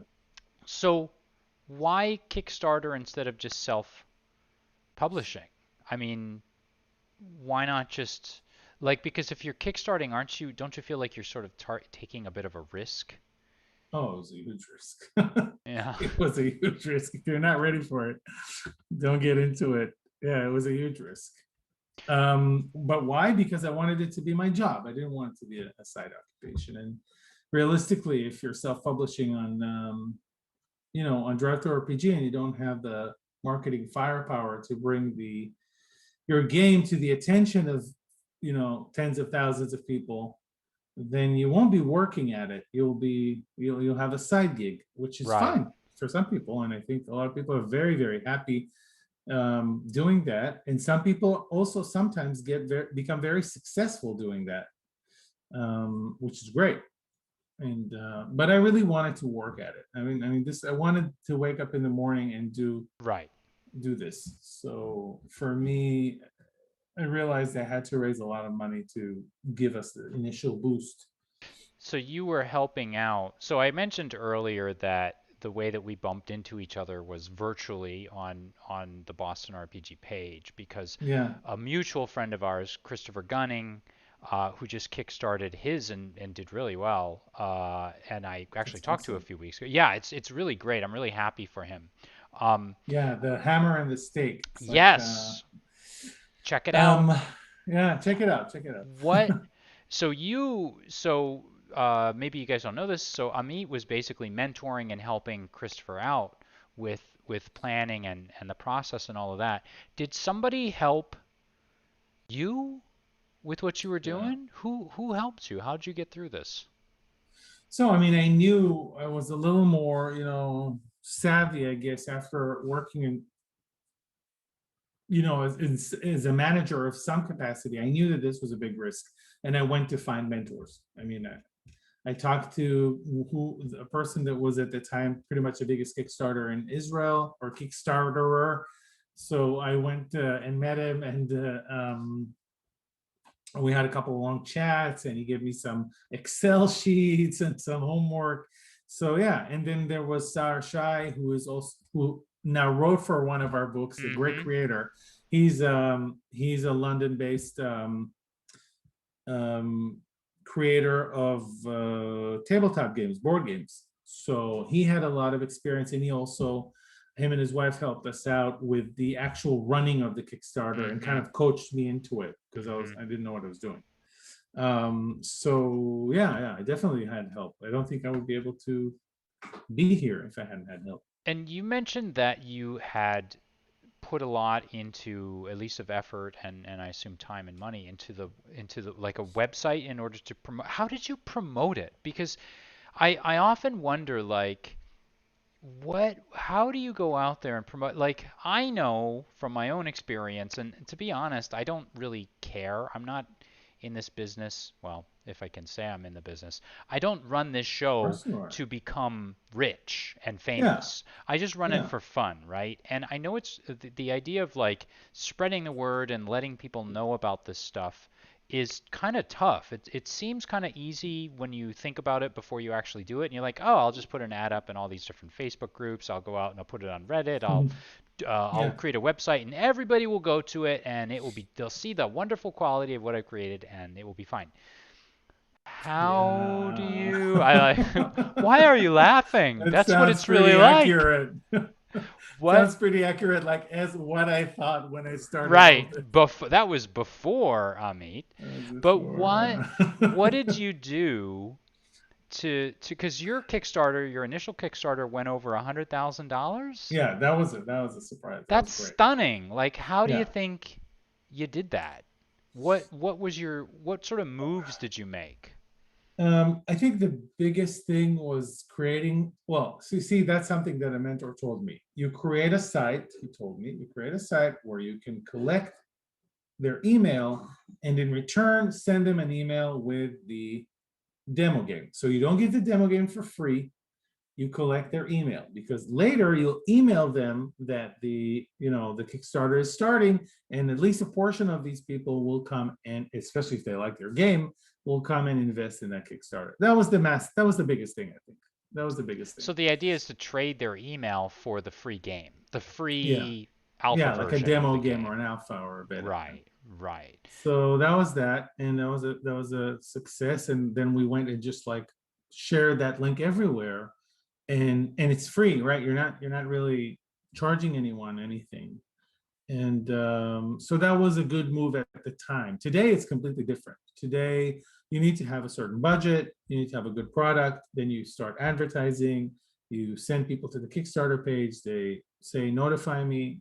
So things have changed, but it's just, I think that's some of the stuff that I came with from my previous job that I was already kind of thinking about. Okay, how do we set up a site, collect emails? These are things we used to do also in my previous job. And how do I how do I sell? Right. It's much harder outside of the Kickstarters too. Kickstarter gives it kind of a buzz. People Mm-hmm. want to buy Mm-hmm. during the Kickstarter. But afterwards, you have 2017. It's just like looking at the website, and how do I promote it? Do I start advertising? Do I start? What do I do? And it's just like learning from scratch. And you do Mm. things and they don't work, and you do Yeah. things again and they don't work again. And it's you're starting to kind of lose faith at some point. Mm. You don't know what to do next. You're running out of money sometimes to if you want to keep it as a pursuit, and keep the business running. And yeah, it's tricky. And What did then little by little, you start learning how to do things what did you and what gets people to buy. what did you think you were like when you initially sat down? You weren't expecting over $100,000. Were you like, yeah, I'll probably make? Did you have a ballpark idea of what you could? You're like, okay, realistically, I could No probably idea. none. No idea. No, but I have to say, I was also dreaming big. Like I was Mm-hmm. hoping that it will be, it's like this thing. You say, wow, as soon as I put my cool thing in front of everybody, Of everybody's going course, to they're gonna come. want to buy it. Exactly. And it's in reality, it's like, sure, some people will come, some won't. I mean, it was a huge success. Yeah. I'm super thankful, but it also got me in this weird position where um, I think my dream was bigger than that. And I Yeah. had to find a way to make more money from this. It wasn't enough to just, it wasn't like after a 100,000, the amount of art in these books is Yeah. insane. The amount of design in this book is insane. No, I mean, if you open other books, you won't see the same amount. They've won the Annie for the interior art. They've been labeled um, some of the most beautiful one of the most beautiful games out there, and this is all thanks to the illustrators, right? But my dream was I was dreaming too big, I think. I mean, I don't want to Mm-hmm. say too big now because I think that's what got us to Right. here, but there was a Right. lot of risk involved. Right. We took some chances, we created a lot of art that maybe we didn't have the budget for, and then we had to sell more in order to cover that. It was really very really a learning curve, really a Mm-hmm. very, very serious learning curve. Do you sort of feel like you kind of have it now, or do you feel like it's a never-ending kind of like it's a treadmill where there's always something new, there's a new way of doing things, there are new methods, or Yeah, it's a combination. You definitely have to keep current. You have to, now we're doing Kickstarter after we didn't do it since end of 2019. mm-hmm. So it's almost 2 years. And that wasn't like a big Kickstarter. So we need to kind of like bring ourselves up to speed on everything. So it does feel sometimes like it's a little bit of a treadmill. Yeah. It can feel like that. So but at the same time, I mean, I can't, you start seeing success. This year when we got coverage from, this really amazing YouTuber, Runesmith, who does Yes. mostly Dungeons and Dragons. Yeah. We couldn't be, I mean, we have a business relationship there, but we couldn't be more thankful to him because he brought the awareness of this game to so many people. Yeah. And that changed the game for us. And then you become like on another level a little bit in the industry or as a money-making machine. And you can hire more people. It's really hard running this thing on your own. Yeah, sure. And doing all these things on your own. So you can hire more people and or pay the people who are working with you a little more, and it's nice. It's nice to arrive at that point. What is, because you're taking it now to a new level with City of Mist Garage. Is this correct? Yeah. What is? Well, there's a couple of things. Yeah, City of Mist Garage is this really something we wanted to do. City of Mist really is all about the community. We spend a lot of time talking to our players, being with the players, answering questions for the players, even the smallest questions. And like I haven't been in the Discord for about a week, and just checking in, and I feel bad. Right. Like we had a busy week. Yeah. Right. So the garage is about letting all these creative people within our community create and publish their own things. So it's like the DMs Guild, or the Genesis Foundry, or different games have different their versions of it, and it's a community creators program. So people can now sell City of Mist products in the garage, which is really, really fun. Yeah, I was going to say, I love this idea. I mean, I know that in the early days, and I'm probably really dating myself, but I know in the early days of role playing and the internet, a lot of publishers were very protective about what their stuff was associated with, and they really kind of like tried to bring a hammer down on anyone that was creating stuff. And what's really interesting is that nowadays I feel like more and more publishers are kind of harnessing that energy, and they're using it to, like you say, build their communities and build awareness, and through all of that you build up your game and like this kind of shared narrative and this shared world. And again, exactly. What do you think it is? You're not nervous somebody's going to come in here and release some awesome product that people are going to say, "Oh my God, this is better than City of Mist"? No, I'm not, because it's still a business, and we have whatever user agreements and all these things in place that define very clearly what happens with the IP. We still want to protect that setting because that setting could be used in other things like comic books in the future that we don't know. So we still want to protect it in terms of like our rights for it, but we don't want that to stop anyone from creating and selling. So you find a way. I mean, this year was very like legalese. There's a lot of like learning a new language and figuring out that kind of things and how to build it in a way that's super open, but at the same time, kind of keeps certain parts of the canon protected. If we ever wanted to use them for something else. Right. What do you think? Yeah. What do you think it is about this, as you put it, like this urban fantasy that like caught people's imagination and as just sort of, I think everywhere you look kind of nowadays, in different forms, you see different forms of urban fantasy. Like you see more like superheroic forms, like maybe in Marvel superheroes. You see like the magical, like more grounded form, like in say a Harry Potter or other. Why do you think this has caught our attention like this? I don't know. It's a really good question. I think that it sort of, in a way, I'm just going out on a limb here, but I think that it's a little bit more accessible and diverse than other things like fantasy, for example. Fantasy in its core, the roots of fantasy are built on European myth, and that's one thing. So you want things that are more diverse. You want heroes that are more diverse, and it's here. It's our lives right here. There is also this contact between the imaginary and the fantastic, and my life here today, where I Right. am. Not just like maybe what this hobby started from like I'm not here. Yeah. I'm my character, and something I think maybe the new audience is more into, like it's part me, part magical. It's Yeah. not just like something totally different. Yeah. Um, It's grounded. It's rooted in maybe you in in in you as a person. It's grounded and rooted in your own feelings. It's not yeah, like in a galaxy far, far away, exactly. for So, and I example. think also it could be to do with some of the we talked at the beginning, like maybe a little laziness in terms of imagination. It could be like it's really easy to let people play City of Mist characters because they know what they would do as this character. Mm.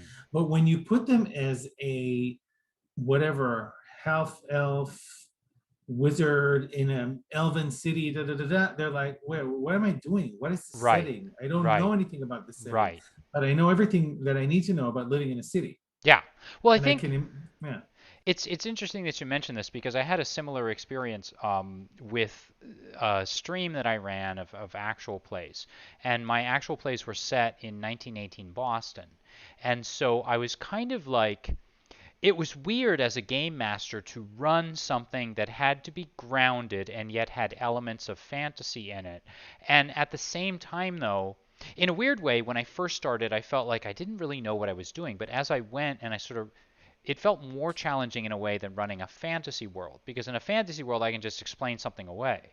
But in this yeah, grounded world, I was kind of like struggling to explain, but once I kind of caught my rhythm, it there was something almost refreshing about playing in my own world. Like I could look out the yeah, window and all of that. I don't know exactly how to explain it, but it was grounded or rooted in something that made it feel like more of a possibility, I yeah, guess. yeah. I You think know. people like it. I don't know if it's a sign of the times or the culture of the times, or is it really the new wave, the new audience of people who are now in their 20s that is joining and are looking for something else.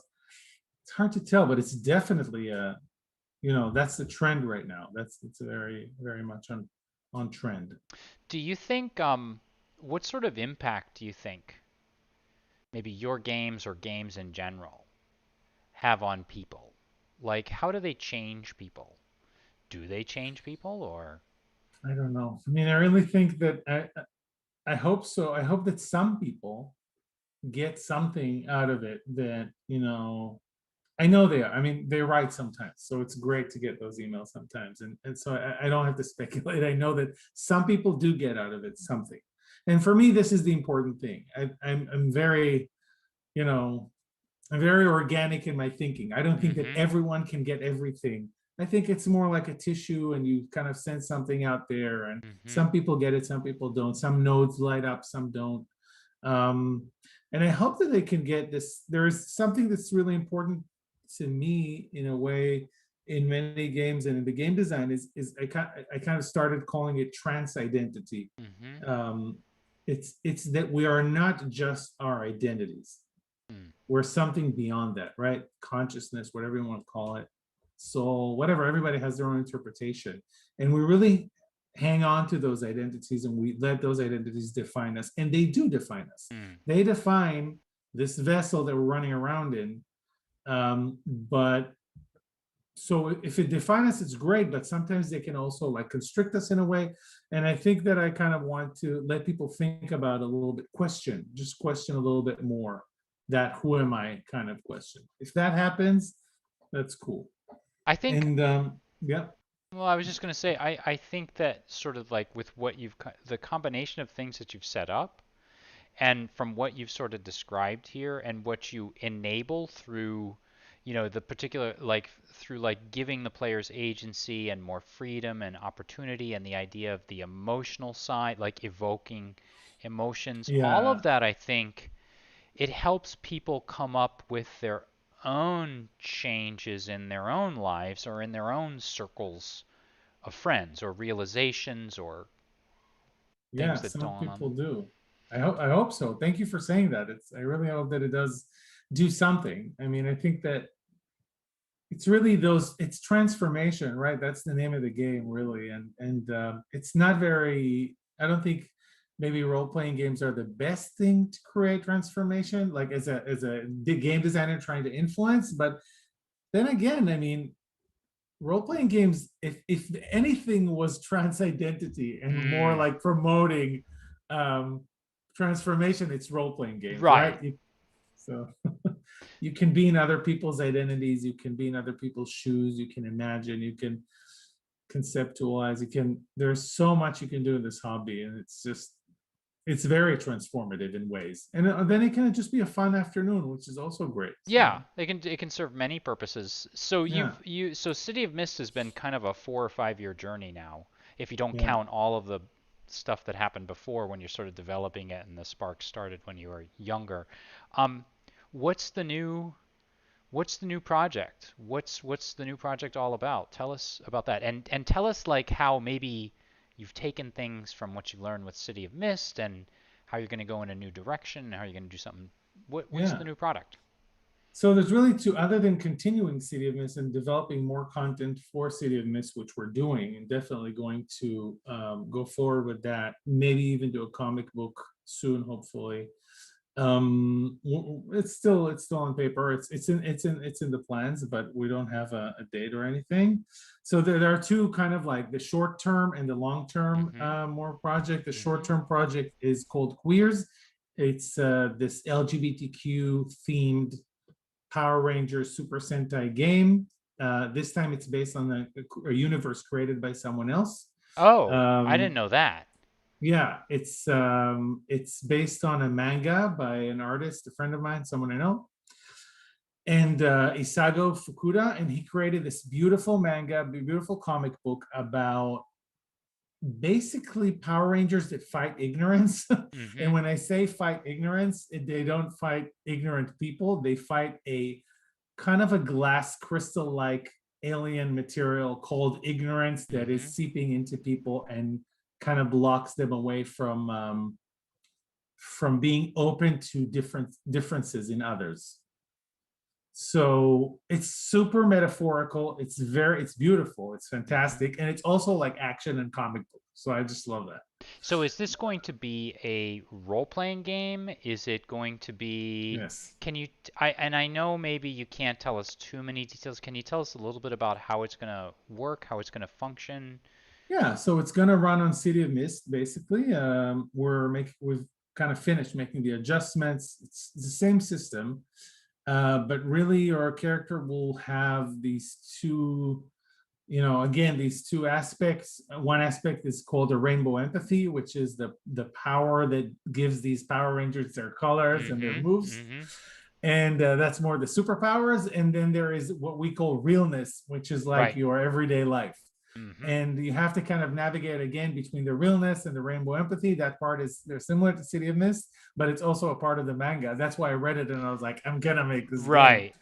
That's what hooked you initially. Yeah, yeah, exactly. S- But also the what's unique to this story is that after you fight and you kind of smash through a lot of this glass, so the villains are able to create this glass and create constructs out of this glass, and they use it to fight. So after you have like a typical Power Ranger kind of fight and you break through the glass, that's actually symbolically when you reach the villain.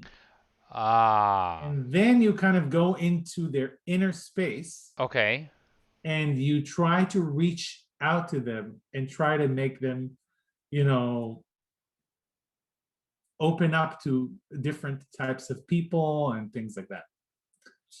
So it's a really unique universe that he's created, and it has all the elements that I love. Like it has Right. real action, but at the Right. same time, it's like touching, and it's promoting compassion. It's promoting open-mindedness and connecting with other people rather than just like saying, "Ah, you're evil. Let me just kill you." super unique. So I just had to do it. Let me ask you something about this from like a design perspective. Okay, so my Yeah, the gears of my head are turning, and when you describe something that's Power Rangers-esque. Oh, okay, so I've been kind of wrestling with this as a game master, right? Extended campaigns that go on for like 10 years. yeah, I don't really do that. I will do things like seasons where I have yeah, like short arcs, like comic booky arcs. But recently, because I've been streaming a lot of one shots that are sort of building up to like a big crossover thing. When you conceive of the game, and when I think of Power Rangers, I think of something that's more one shot oriented yeah. versus continuous story. Where would you put it on that spectrum, or would you say it can do both, or was that part of your like thinking when you designed it, or what? Yeah, so we're making it into a kind of it's going to be more like a box game. It's going to be like the City Ah, Mist starter box. It's going to be a box game, so but it's going to come with an anthology of maybe we don't know, three between 3 and 6. We don't know yet how much we want to do of like these one shots. And yeah, it's unlike City of Mist. It's not going to have this story arc where you investigate and go down the iceberg, as we call it, to the bottom of the iceberg. It's going to be more light, more fun, and more like this, more casual. You could do like stories, but not necessarily. At the same time, there will be all the development mm-hmm, elements of City of Mist, character development. yeah, But even in the comic book, there is an arc. There is going to be something. There are levels of villains. It's not right, just like same villain, kill them every week. It's not really, really Power Rangers, but it is kind of Super Sentai, Sailor Moon, which I haven't watched, but the writers on the team are kind of like saying that's very similar. Um, yeah, so there will be development, but it's more formulaic than City of Mist, so it's more designed for one shots. I like the idea that you, as a the teacher in me, likes the idea that you're playing with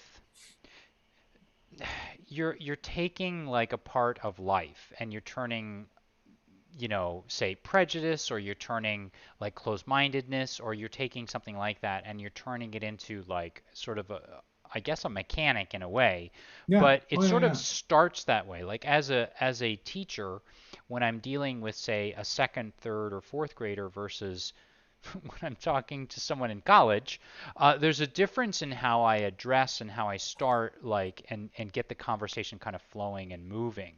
Um, Yeah.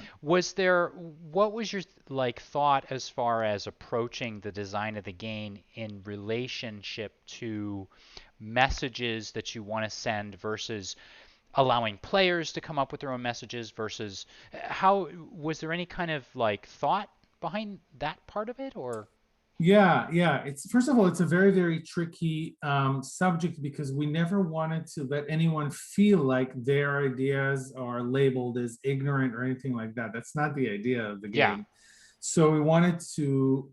One of the things I really like about this setting is that the heroes, you see the heroes at one point in the manga, they are covered in ignorance and they Right. get it shattered. It's like Right. a moment, it's just like an instant because Right. they discover something. And when they discover something, you actually see that they have like a little piece of that glass on their eyes and it Yeah. shatters. Yeah. So it's also about your own ignorance. And from a game design perspective, it's how do you treat it as a kind of a damage. Ignorance is kind Mm-hmm. of a damage bar Right. because when you're fighting with the villain, it's like you have to kind of like shatter all their ignorance until you can get into him. It's more like a video game, Right. but then that's in the fight scene. Inside their head, it's something completely different. It's something more conversational. It's something more about what made them like solidify these ideas in their head. And you kind of it's a little investigative. You're kind of like, what happened to them? And you see images from their past or scenes from their past. And yeah, there was a lot of game design taking that universe and turning it into a game. How do you codify Yeah. a really brilliant idea into something that everyone is going to be able to play around the table? Right. So that was a lot of work. Well, It was actually what we did this month. I Or think it's I think it's interesting because I think that that's something that, I don't want to get on a soapbox right now, but I feel a little bit like in the United States, we've sort of lost the ability to self-reflect comfortably. To me, uh, so I often say this to like guests or whatever before the program. I actually forgot to say it to you, but that's only because I kind of know you and like all that. But I usually say something like, "Look, if I get something wrong, if I mispronounce your name, if I like screw up like a fact or something, just go ahead and tell me. It's okay that I don't know that because I want to sort of set an example and say, look, it doesn't matter if Yeah, you're a host or a teacher. exactly. Everybody can often, they can make a mistake. And what's important too is the interaction between the two people as they together sort of move up to the next level. And what is Yeah, interesting is that you bring in that aspect of self-reflection and you say that the heroes perhaps can occasionally have that ignorance yeah, on themselves. And I think that's a good way of sort of modeling and practicing dealing with admitting and saying, "Oh yeah, I didn't know that," and yeah, and exactly, and maybe the part on the part of the other players to say, "Oh, okay, well now you know, and let's move on and not worry about it exactly. anymore and grow." That's very much the case. That's the intention behind it. I think self-reflection is a very good way to say it because this is really what I want to put in that game. It's not about, obviously with the LGBTQ theme for it, that as being gay for me, it's close to my heart. I read the manga. I have to say I shed a tear at some points because you kind of maybe I was kind of lucky not to actually come across a lot of bigotry or ignorance specifically. Yeah. Maybe it's because I mask myself better or whatever. I don't know. Maybe it's Hmm. because I just didn't get into those positions. But obviously, when you live a certain life, you get or you live as a gay person, you do see a lot of it and you hear a lot of it around you, and people that were hurt by it. And so I'm saying the LGBTQ subject is close to my heart, but it's Hmm. it's not just about that. It's about, we say it right outright at the beginning of the demo that's going to come out this week. We say it doesn't matter what kind of queer you are, if you were treated, mistreated, or if you felt, or if you were the person who did it because of someone's gender or hair color or skin color, or Yeah. or their weird tabletop hobby. Right. Right. Everybody got, the other is always being targeted. And it's not about feeling a victim, it's about helping others just open up their minds to Yeah. differences, and accept them and love them and Yeah. love the fact that we're different. Well, I think it reminds me of what I was saying kind of earlier on in the program when I said like I never thought about there being an American style of something until I moved to another Mm, country and I sort of ran into another style and then I realized, oh my gosh, I'm an American and I have certain congrats. ways of yeah, I was like, ooh, and I have certain ways of thinking about things and I have certain, you know, I have certain prejudices or I have certain things I'm more open about or I have things that I Yeah, can add and contribute, but I have things I can also learn and kind of that self-reflection and that kind of openness, I think if you have some confidence in yourself, you're able to just sort of take it, sort of manipulate the things that you want to take and maybe leave things you don't and yeah, go through it and still be happy to be yourself and say, I'm not worried. I just added a new tool to who I am and I got rid of like a little blind spot that was off over here and there you go. I'm Yeah, better off maybe for it. yeah, yeah, It so true, so true. is there something you're particularly proud of in like all the things it doesn't have to be an RPG related thing, but like if you look back on No, I mean, I'm very proud of Seated Mist. I'm very proud of it. I think that I feel that it's a contribution, and I can get behind it, and I'm happy that I made it. It's made me a more complete person, and being able to say I did it. I went with my dream. I yeah, went all the way. yeah, I created my vision. And now it's almost like there's definitely a need to create more games, and I'm always going to be into games, but there is something that's a little more like relaxed now in a way because right, I did it. yeah, And so this is something I'm super, super happy with and super proud about. And and I'm working on the next level of this, like the next evolution of City of Mist. It's going to be different. It's probably not going to have a huge um, world building around it, but I want to create an engine that is kind of the evolution of City of Mist.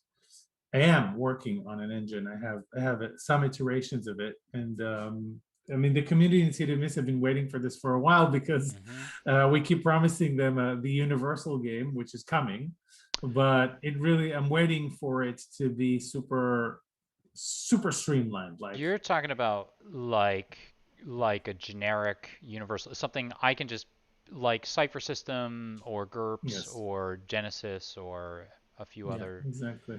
Oh. But that's going to not even be the City of Mist system. It's going to transcend PBTA at that point. It's just not going to be PBTA anymore, but it's obviously going to come from those roots. And it's going to be kind of like the tag system on steroids. So I'm looking forward to releasing that, but there's still a lot of work on it. Cool. Well, I definitely look forward to hearing about it. I know better than to say, hey, tell us Excuse me. something about it right now. I know you're not going to reveal that. Um, but Amit, I just want to say thank you so much for coming on the program. You've been very kind to give us your time. I do appreciate it. Um, Oh, my pleasure. It's always great chatting to you. And, if we can share some ideas with everyone, that's awesome. Thank you abs so much for having me. Absolutely. It was great to have you. It feels like now in the era of Zoom, I feel like I've just had you over to my home, or I'm No, halfway over at your home. It's always that's it. weird to We've like do we've this. yeah, we're like we're settled for a little Yeah, frame of pixels right. instead of the real deal. The actual real thing. Yeah, Well, Amit, once again, thank you so much. And for those of you that were thank watching at you. home, thank you so much for tuning in. If you like what we do here, and you want to make me feel better about myself, and Do you it. can you Whatever he can says, do it. like and subscribe and watch, and maybe even more importantly, if you could share with Please. others, that would be really great. So at any rate, wherever you are out there, thank you so much for watching. I hope you have a great game, and we will return with another episode of Role Player with a Thousand Faces very soon. Very soon. So to each and every one of you, have a great night, and we will see you in the next episode. Right.